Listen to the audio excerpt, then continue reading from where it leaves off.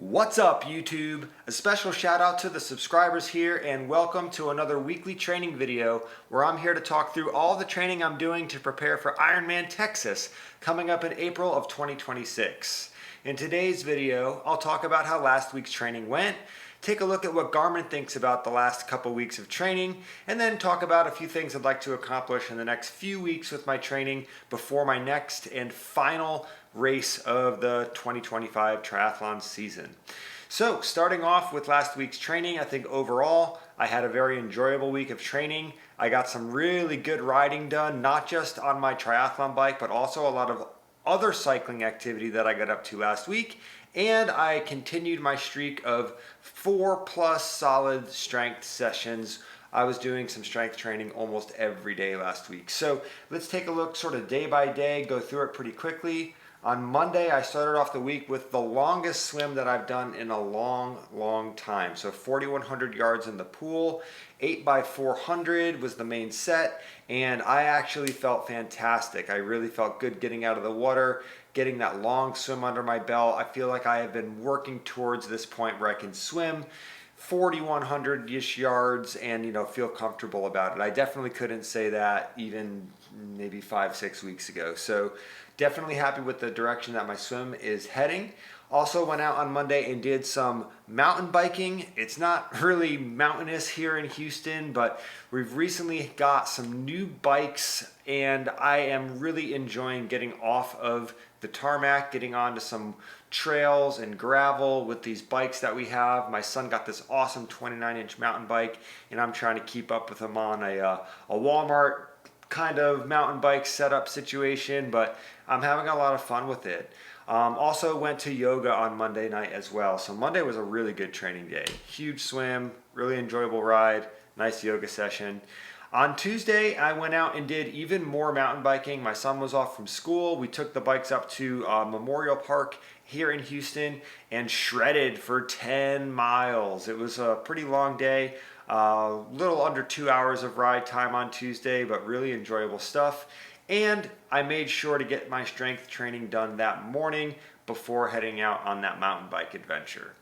On Wednesday, I went out and tried to do a little bit of speed work. I haven't done much of any running with any intensity. If you've been watching any of my training videos the past couple weeks, I have been slowly returning to running after spending some time off from running, trying to rehab a TFL injury on my left side.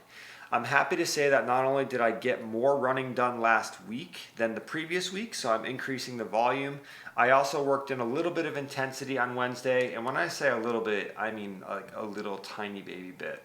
I just did a couple of 30-second pickups, got my pace right under 6 minutes per mile for 20 seconds. Again, really small efforts, getting up there around 6:15 per mile, 5:56 per mile. And ultimately it was just a bit of a test. I wanted to see how my leg felt, wanted to see how my hip felt, and it was a pretty encouraging run because I felt pretty darn good, and it didn't really slow me down too much. I wasn't super sore, so just baby stepping back into it. Also did a little bit more riding out on the gravel bike that I've been riding on Wednesday as well, and some core strength. So another good training day on Wednesday. Thursday, went to the pool with the intention of doing a really easy swim. I sort of added this swim onto my training schedule. It wasn't on my training plan, but I'm trying to get in the water 3 times a week. Ended up meeting another swimmer there who gave me a couple tips, or actually one tip, which was really helpful. It's been a while since I've had anybody give me feedback on my stroke. And I also went and did a strength session and a easy ride on my trainer on Thursday as well. Another training day with 3 sessions, and I was feeling pretty good about that training day as well. Friday, back in the pool 2 days in a row, and this was a really tough swim. I ended up cutting it short, and I really felt a little overwhelmed in the pool on Friday morning because I think that the combination of swimming and doing the strength training session the day before, I was just a little tired. My upper body was really tired, and I really just didn't feel very efficient in the water. Really just thinking about how sore I was and how my legs felt heavy. Some of the movements from the day before, like some deadlifts and some box jumps and a couple of other upper body focused movements, some pull-ups, shoulder, farmer's carries, things like that.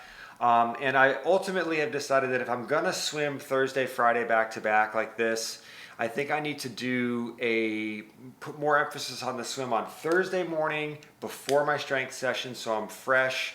And then on Friday, if I go back to the pool, I'll take that swim nice and easy, like a recovery day, now that I know what it feels like the day after the strength session like that. So a little bit of a lesson learned there, and I will try to adjust accordingly moving forward. Saturday went out and did about 40 minutes of running, and it's really silly. I had like the weirdest, I'm usually really good about starting and stopping my Garmin when I'm running. It's just such a habit after 10 plus years of training with this thing on my wrist, and I just kept forgetting to start my watch. So I ran about 5 miles, even though it says 3.2 here, and that actually already put me up over last week's run volume. Also did a strength session on Saturday as well, and did a little bit more of that mixed surface cycling because we've been riding these bikes like all the time. It's been really fun. And finally, moving to yesterday on Sunday, really big indoor trainer ride, longest trainer ride that I've done in a while, 2 hours on the trainer. Main set was these chunks of 24 minutes where you're going zone through the whole way for 24 minutes, but you're doing like 6 minutes at 93 cadence, 6 minutes at 70 cadence, 6 minutes at 93 cadence, 6 minutes at 70 cadence. You rest for 5 minutes and repeat. So I got through 3 sets of that. Average power for the whole ride, according to my Garmin, was close to 240 watts for 2 hours. And then I went and did a run off the bike, and I really glad that I did the run. I almost didn't. I'm really skittish and sheepish right now about running. But I tell you, the first half a mile was a little tough, and I was kind of worried. My hip was a little bit stiff, my gait felt a little bit off. Took a walk break, and I felt so much better towards the second half of the run. I believe my last mile split was somewhere under 8 minutes per mile. Let's see here. Yeah, 7:35 average for that last mile, which honestly felt so good to run towards that steady end of my easy pace for the first time in such a long time. I mean, I'm really, really glad that I was able to run 3 times last week. I'm feeling pretty good. I'm keeping up the effort with the rehab strength training that I'm supposed to do to keep this hip recovering, and hopefully we can keep making progress. So that's last week's training, and I also wanted to take a look at the Garmin, what Garmin thinks about my training, because Garmin is talking a lot of trash lately. Every single workout I have done since October 10th has shown up as unproductive. That's right, I am unproductive according to Garmin. You can see, get that little thing there. Unproductive since October 10th. The stress. Also got a look at my training load really quickly. I think it's really interesting that I did that ride on Thursday, I did a ride on Friday, and then I did a really long ride on Sunday. I think the combination of those rides, it really shot my training volume up, so much so to the point where it actually got right to the top of the optimal range on Sunday and has come back down. I'm curious to see over the next few weeks how that range might change and how that might continue going up to the right. And as you can see also with this little breakdown, I am doing almost no anaerobic activity.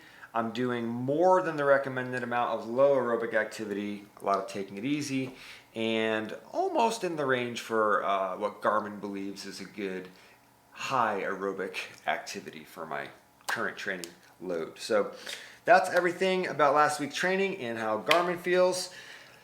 Looking forward, I have a couple more weeks to prepare for one more triathlon coming up mid-November, Oilman sprint distance race. I'm hoping to continue to work in a little bit more intensity on the run and get to the start line feeling ready to get off the bike and run and feel fast and efficient and not have the sort of fear of injury hanging over me, that would be fantastic. And we'll see if I continue to keep adding in all of this extra sort of mixed surface cycling. So far, it's been a ton of fun, and I think I'm getting some training benefits out of it, trying to make sure I stay on two wheels. I'm not trying to fall and hurt myself, but I've been enjoying mixing it up with some off-road cycling as well. So I think that's everything for this week. Want to give a quick shout out to someone that I've been tracking for more than 40 weeks, another YouTuber named Julian. Julian the Gray, congratulations for completing Ironman California yesterday. It's been really cool to follow his journey, and I'm so happy he was able to finish the race. Can't wait to hear what he experienced that day. I've been checking his page to see if he's uploaded a recap video, but I know it'll take some time. So I think that's everything I wanted to get out in this week's video. Thank you so much for taking the time to check this out. As always, if you have anything to add, any questions about the training or anything I'm talking about here, please go ahead and put it in the comments, and I will see you in next week's video. Take care. Bye-bye.